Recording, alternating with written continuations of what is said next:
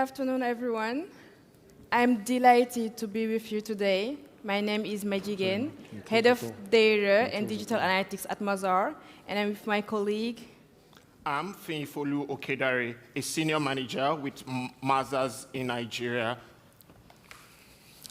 Before diving into the main content, is it working? Before diving into the main content, I would like to provide you an overview of the parts that we'll be covering today. First of all, an introduction to digital transformation, what it means in clear and simple words. Then we will talk about the innovative technologies that are driving the energy sector in Africa, the core areas where we can integrate them. Then we will talk about the benefits as well as the challenges that we are facing. And we will walk you through some use cases that we have chosen for you before concluding with the future, the outlook for Africa.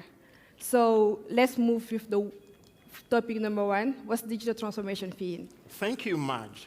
Digital transformation is actually when an organization uses innovative technology and emerging technologies to either ensure that their processes get better. When this is done on their processes, it ensures that they save more costs, processes are easier, and all stakeholders get value in the energy value chain.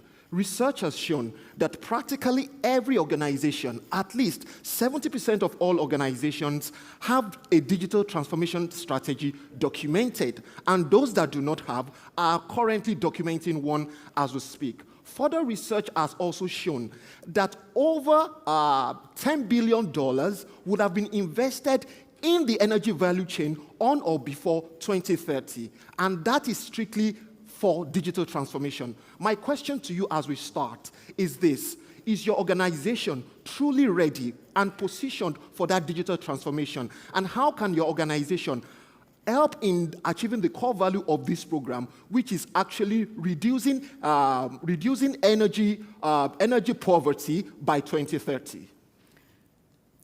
The good news are we have great and powerful innovative technology driving the energy sector in Africa.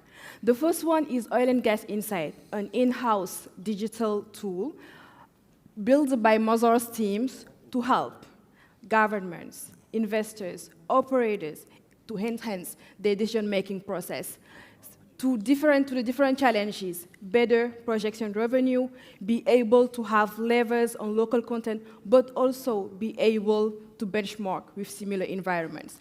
The next one is Dangote. Dangote Refinery is smart and marks Nigeria's entry into the Industry 4.0. They are leveraging emerging technology such as AI, artificial intelligence, Internet of Things, cloud computing, and machine learning to have a broad visibility of the value chain, but also to be able to provide actionable insights. Today, thanks to that bet on technology, they are able to drive efficiency at least 40 times more over non-smart factories, but also to save production costs by 55%. The next one, Morocco. Today, Morocco wants to be with solar energy what Saudi Arabia is with the oil.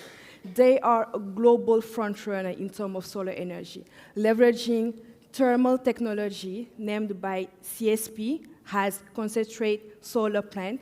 Owing to that CSP that's operate through technology, they are able to store energy even longer, but also to be able to produce electricity 7 hours after the sun goes down. The next one, you might heard about SCADA, as many African regions are using SCADA for different use cases. The first one in Nigeria, SCADA has supervisory control and data acquisition. In Nigeria, they are using it for the energy distribution. They are leveraging SCADA to better manage energy transmission, but also energy distribution to optimize the dispatch, but also ensuring that energy is distributed to the farthest corners of Africa. Actually, one of the biggest challenges in Nigeria is the oil and pipeline leaks. 17% of the oil in Nigeria is lost through pipeline vandalization. Today, thanks to SCADA, they are able to monitor, to reduce, but also to prevent that pipeline vandalization. The last one, as we are in South Africa, is the South Africa Smart Grid Initiative. It's a technology-enabled initiative, an intelligent one, that will enable South Africa to utilize renewable energy as a generation source, to be able to use renewable energy to be sustainable for future generations. Sustainable from both economic but also environmental perspective. But now the question is, in what core areas can we integrate them? Thank you, Madj. We are here to discuss 3 core areas of digital integration. The first is SCADA, and SCADA houses all your energy assets, from your digital transformer to your injection substation, as well as your smart meter. All are actually housed in the SCADA, and it's monitored 24/7, on time, real time, ensuring that whenever there's a fault, its messages are sent back to the operators, and they can quickly resolve it, ensuring that the time for the blackout or energy blackout is shortened to the barest minimum. Therefore, you can give customer that fantastic experience of having their lights 24/7, and you can then personalize specific tariffs for those customers, and they are happy.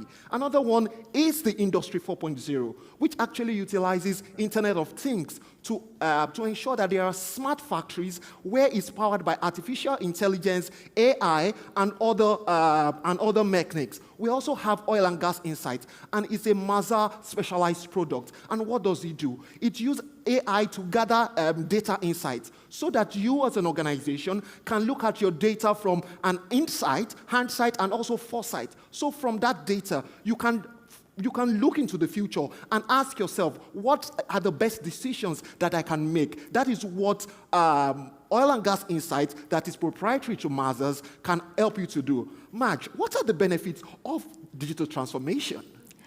Here we have 8 benefits of digital transformation that we cannot afford to lose that one. The first one is data-driven insight, just being able to collect all that volume of data and analyze them to provide actionable insight that we can use to enhance the decision-making process.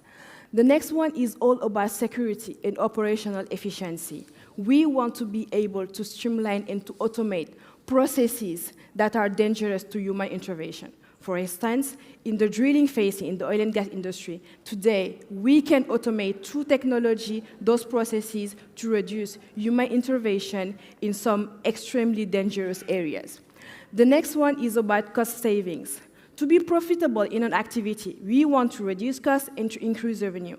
To be able to do that, we want to eliminate inefficient operation, and to use that money saved to invest in the renewables, invest by integrating intelligent energy storage solution, as it has been done by Morocco.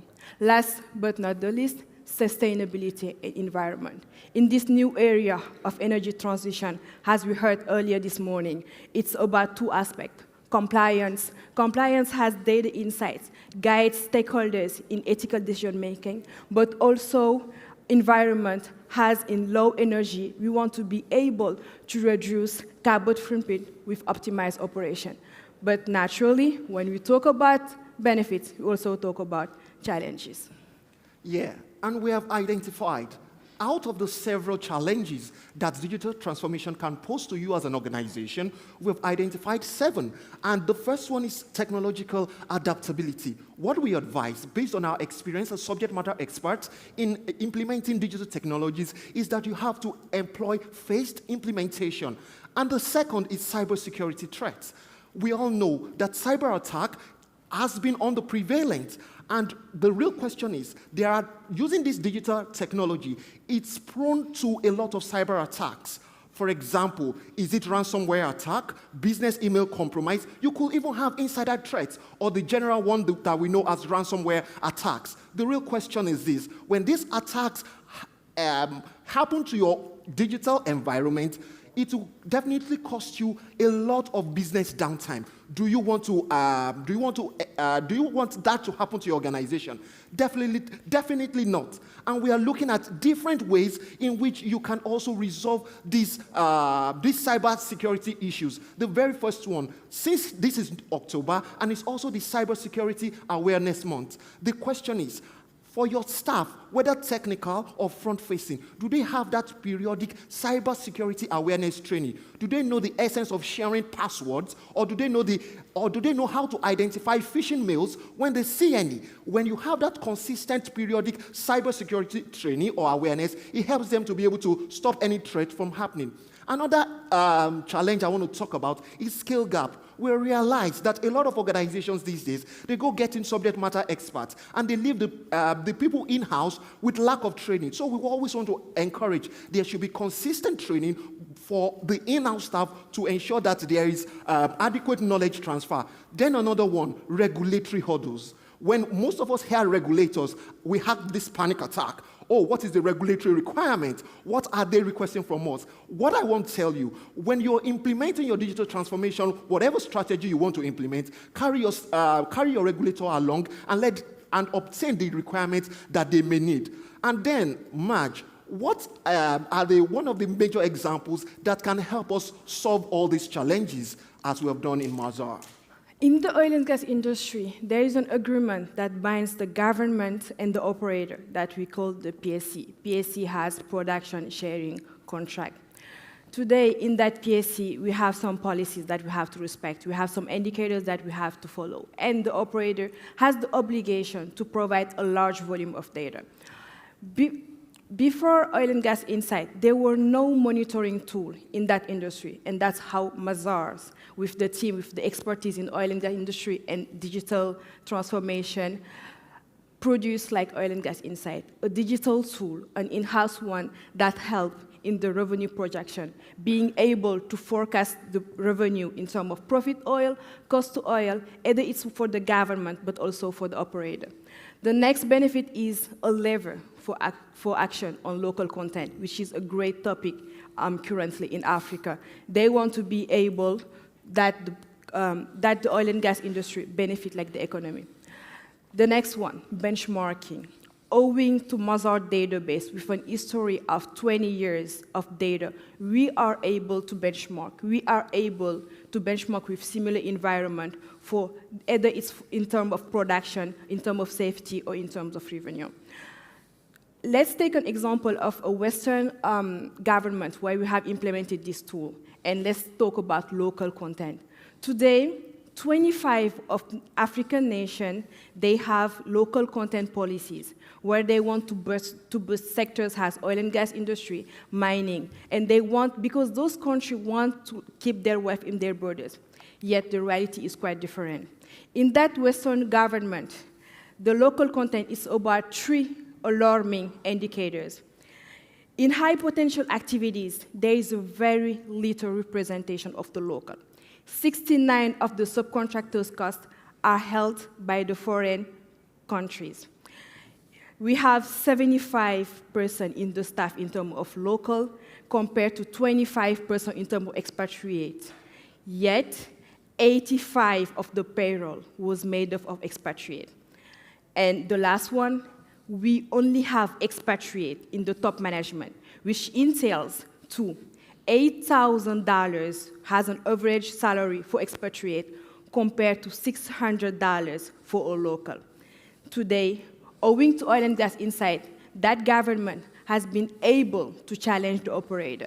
They have been able to renegotiate the contract. They have been able to create consortium with foreign companies, but also locals one when there is a lack of expertise in a specific field. That's what we are doing at Mazars, helping our clients with digitalization. The great news are we have another one, which is as powerful. All right. For any organization within the energy transmission or distribution landscape, one of their major challenges is reduction in ATC and C losses, aggregate technical, commercial, and technical losses. And SCADA Having warehoused all your energy assets within SCADA, and you are able to monitor all your assets, whether it's injection substation, distribution transformer, your smart grid, and your smart meters, all warehoused on SCADA. You can monitor whether there is a fault at any location, and that will help you to reduce the number of losses that you can have in your environment. Another one is enhanced safety. With SCADA, you can identify the root cause of any faults. You can also easily carry out what we know as predictive maintenances. You know, you have, for each of your assets, you have actually faced the time when you will carry out maintenance to avoid any spark or any form of loss. Then efficient network operations. You can monitor and also send appropriate signals to any of your operators and also make informed decisions. SCADA also warehouses enough data of the various customers that you have. With that, you can actually give personalized experiences to your customers, put them on specialized tariff that will suit their level of consumption of energy. And I'm asking you, Marge, looking at this different digital transformation, how is it important for us in Africa? Let's bring that home. Between 2019 and 2020, the number of oil and gas contracts in Africa decreased by 28%. And it was particularly due to the fact that, in terms of technology, we weren't ready to face the COVID-19. So despite the positive statistic, for many African regions, this technology advancement is still difficult, thus hindering our growth potential. But the good news are, Africa's unique presence with abundant sources, coupled with technology, can lead to profound impact. And the next one is that we are talking about energy poverty, the need for decentralization energy solution in remote Africa, in remote parts of Africa, can benefit immensely from digitization, particularly when we talk about smart grid solution. But if you want to do that, we need to focus on people. We need to focus on education. We need to bridge the skill deficiency gap and invest in education, in science, and in innovation. And as I move forward, and as I want to conclude, I strongly believe that facing energy poverty, wanting to make energy poverty history by 2030 requires a multifaceted approach where technology plays a crucial role. As I also believe that reaching those sustainable development goals in Africa will depend only and only on how innovative and inclusive we are in Africa. Thank you. Now, as we open up for questions, the real thing I want to ask you, just as I asked initially when we started the presentation, is this. Is your organization truly ready to implement or to adopt digital transformation and innovative technology to drive your business? And the truth is, for you to implement this digital transformation, Mazars remains your smart choice. Thank you very much. Thank you very much. Really, really do appreciate it. Can we give another round of applause, ladies and gentlemen, for Fiyinfolu Okedere, as well as Ndeye, who presented this afternoon. Do we have any questions? Can we get a microphone around the room as we get some hands going up? Any questions? So it's a very detailed presentation on digital transformation and the alleviation of energy poverty. So I do think there must be some questions at least. There's a hand there and a hand over here. Okay, we can start over here. Good afternoon, everyone. I'm very happy to participate to this session because my knowledge about this IT on transformation, digital transformation on oil and gas sector has increased. But I want please to tell us some of results that Mazars made across Africa when you have started, made it this, in this sector, this digital transformation. Thank you. All right. I'll let Madj take that. I can go into detail. For example, for one of our African government, they weren't able to monitor everything regarding safety and environment.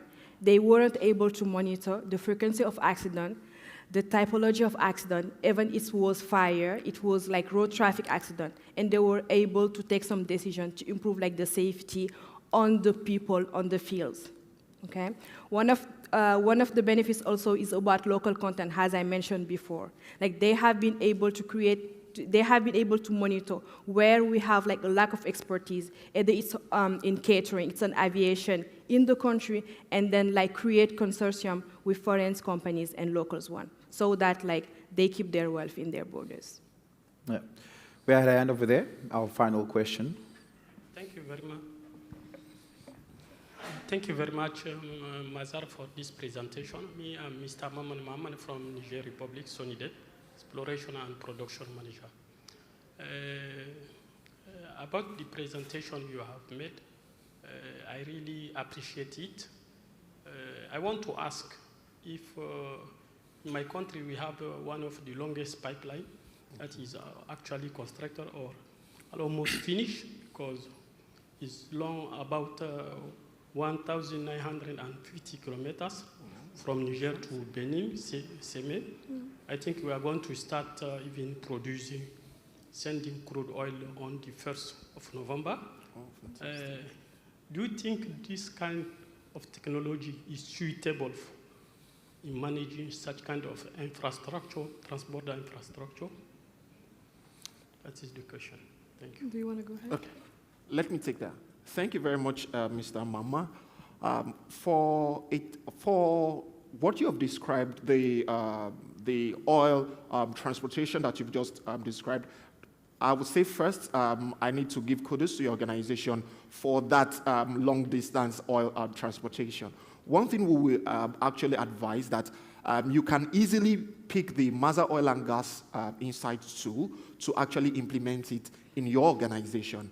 And it is important you put this in place. Why? It can help you to track all activities that are ongoing online real time. And you can actually be able to identify where there are challenges and nip it in the bud as fast as possible. We can have another session immediately after this to also discuss in details, because having an understanding of your infrastructure is very, very important before we take a deeper dive into knowing how phased the implementation we are going to carry out for your organization. Thank you very much. I just have like one additional remark, like a quick added value that I see with what you described, is just being able to monitor what you have inside is what you have outside, like in terms of transformation. The number of barrels that we have in the pipeline is the one that we have instead of out the pipeline. That will be like a quick added value for your activity. Yeah. I'm going to take one last question as we close off the day. Thank you. Thank you, Team Mazars, for such a wonderful presentation. It is my sincere request that if you can, just practically walk us through how this tool can be of benefit for an SOE that is engaged in a production sharing agreement upstream and or midstream, so that we can internalize how this can practically be of benefit to some of our clients locally. Just in like 2 minutes or so, 1 minute. The added value of this tool is that it's adaptable. It's all about like just being able to scope the needs of our clients, being around the table. What do you need to monitor for your activity to enhance like decision-making process? So for any activity in the oil and gas industry, as soon as we understand like the needs for the company, we are able to collect the data. We have the expertise at Mazars, we have the technical skills at Mazars to be able to analyze those data and be proactive in terms of right indicators to help them. Yeah. Thank you very much, ladies and gentlemen. Can we give once again a big round of applause to Fiyinfolu, Okedere, as well as Ndeye, Madjiguene for their presentation. Yeah, and that brings us to the end of the day here in the Westin East Room. My name is Oliver Dixon. Thank you so much for joining us. Really do appreciate it. See you guys all back here in any of the other venues tomorrow. Have a good night. Cape Town's nightlife is fantastic. Enjoy yourself.